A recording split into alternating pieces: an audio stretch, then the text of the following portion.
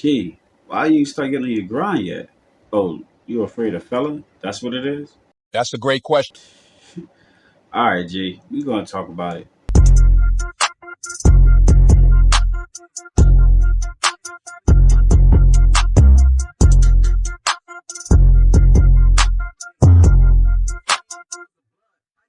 Peace, everybody. It's your boy, Let's Talk. We back with another video. Alright, fellas. Failure is a part of the process. Now, y'all thought I was gonna start off by saying something else, didn't y'all? No, we gonna start off by saying this because it is. Meaning, don't give up. Focus on your dreams. Focus on your purpose. Because failure is all part of the game. Everyone who's successful in life, everyone who gained some type of achievement, some type of dreams in life throughout history have some type of failure along the way. That's what we all go through, G. Stop procrastinating, stop wasting time, stop being scared of thinking that you're gonna fail, so you procrastinate because that's what it is. A lot of y'all, and I can be a part of the conversation as well. A lot of us, we procrastinate because we're afraid that we're gonna fail. That's human nature.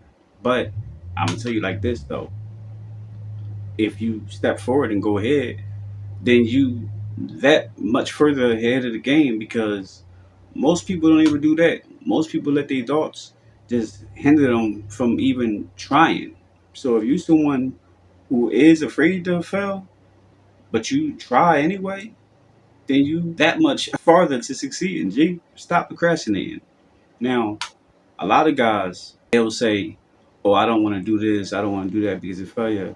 Sometimes dudes be capping. We all know this, but other times it's really genuine. Some dudes just be afraid. Now we can't mix the two because you got people who just lazy and procrastinators, and you got other people who just procrastinators. They ain't necessarily lazy, but they procrastinating on their mission. They procrastinating on their ambition.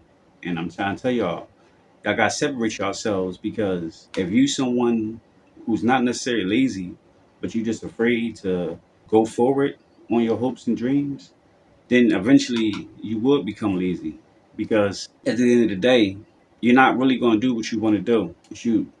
You might just end up checking out altogether, and we don't want that. So that's what I'm trying to tell y'all. Failure is a part of the process. Once you fail, it's like, all right, think about it in boxing terms. A lot of y'all who've been on my channel from the beginning, y'all know I'm a former boxer, so I like to use boxing analogy on life because my coach used to always do that to us. And what I've learned, you can use boxing terms for anything in life because it kind of goes hand in hand. But think about it in boxing. You got undefeated fighters. You got someone who might be like 20 and 0, 22 and 0, 18 knockouts, something like that, or even 22 and 0, 21 knockouts, 22 knockouts. He got all his wins by knockouts, right? But he afraid to fight the next person who might be on his level or might be perceived to be better than him because he don't want that O to go away. Because nowadays a lot of people be thriving on that O. I don't know, maybe it's because it's the Mayweather thing and Mayweather made the O sound so good. But fighters in the past, Sugar Ray Leonard, Sugar Ray Robinson, Muhammad Ali, Mike Tyson, Evander Holyfield, George Foreman, Joe Frazier, one of my top favorites, Willie Pep, Bernard Hopkins. Like a lot of these fighters took a L. You still got some great fighters who didn't. Rocky Marciano, Julio Cesar Chavez before he came back, he was 89 and 0. Andre Ward, people like that, and of course Floyd Mayweather. But that O don't really mean nothing. And if you notice, once a person who might be 22 and 0, once he finally take that loss, they always say that pressure is off their back. Now they can they actually fight better now because they're not really afraid of losing anymore because that O was everything to them. And now that it's finally gone, it's like, all right, whew, I'm not invincible. I'm just a human. It's a failure. You take an L, look at it as a learning experience. So that's all I'm saying, G. Like, just look at failure as a learning experience. That's all. It's only considered failure if you let that just make you stop trying. That's the only time it's failure. He ain't lying. Failure is not failure. Failure is a learning experience. Failure is only failure if you don't succeed and you're afraid to try again or to try something else. That's the only time when it's considered failure. But everything else is all learning experience because you ever notice once you do fail something, you never really fell on that particular thing again. You might fail on something else, but not necessarily that thing again because you learned. And that's all life is. It's about growth. So that's what I'm trying to tell y'all. Don't be afraid to fail. Don't be afraid to build. And I'm saying this because I'm not exempt. I had to come to this conclusion myself. I've been doing this social media thing for 5 years now. And sometimes I just be thinking about, look, do I want to do it? Do I want to keep doing it? But then I'm just like, you know what? I am a whole lot better now than I was 5 years ago.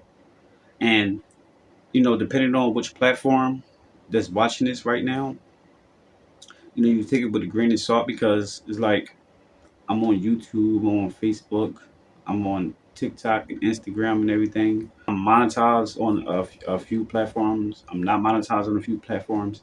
And I'm just talking about this particular channel itself, this particular brand on Let's Talk. Because I do got other genre channels. Like I got a boxing channel that I'm monetized on. I got a food channel, a food review that I'm monetized on.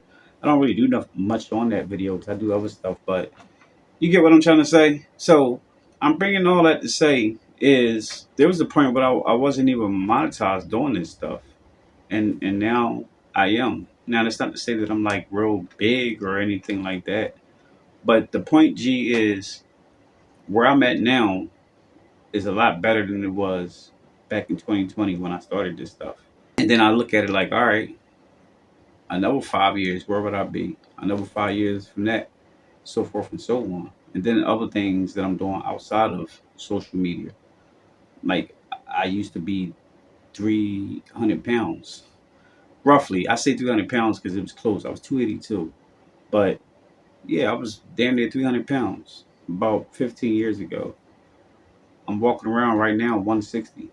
So it took time. It took years. But it happened. Boxing helped because that's what started me boxing. Uh, me starting on my weight loss journey, and then I fell in love with it, so I stuck around. I stuck to it. But the point, if you put your all to it, if you put your best foot forward, and just keep working at it, you're gonna get better and better at it.